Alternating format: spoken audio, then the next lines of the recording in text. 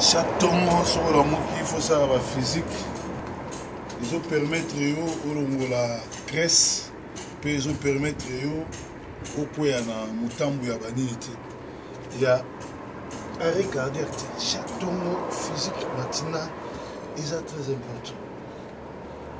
La muki ba mongwa kolia mingi te sukali mingi te melaka mai mingi na citron na kati po bafumu batoliaka ezala na banguba esalaka biso bien te na libi. Un leader faut ezala toujours en forme po bato oyo akodirige bakuta ye alamukaki na ntongo asali physique aza en forme likambo nyonso koya akodila yango bien.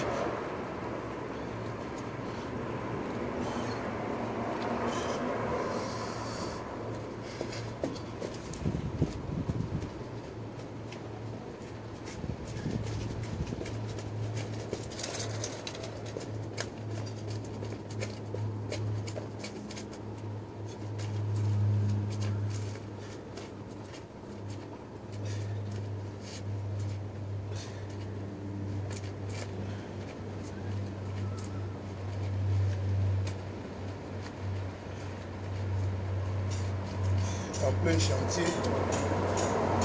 Bon, on est en plein chantier, donc tout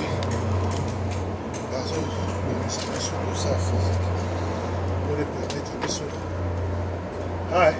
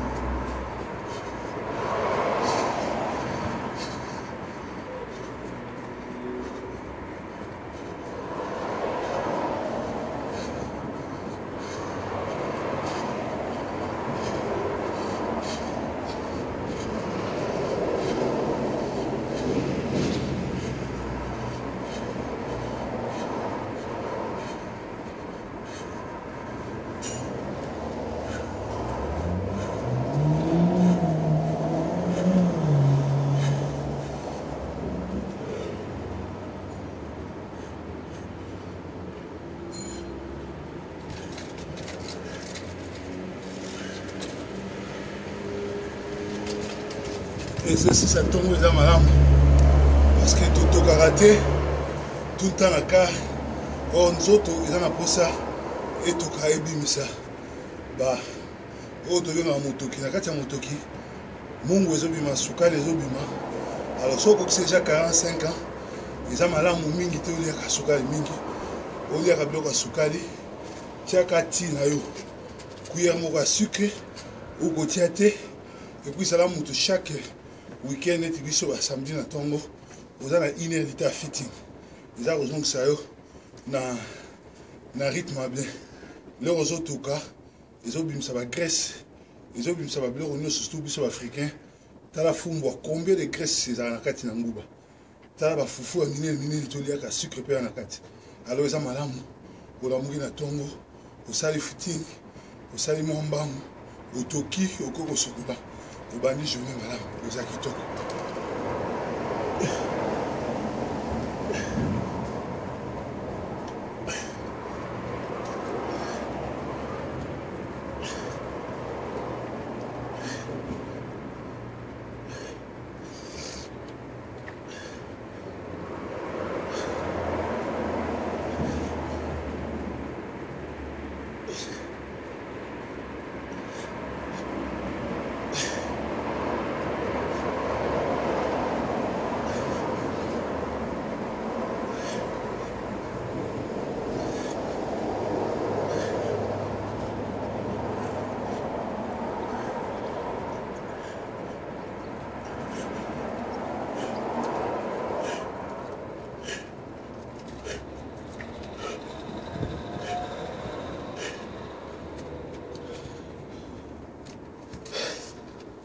Ugh.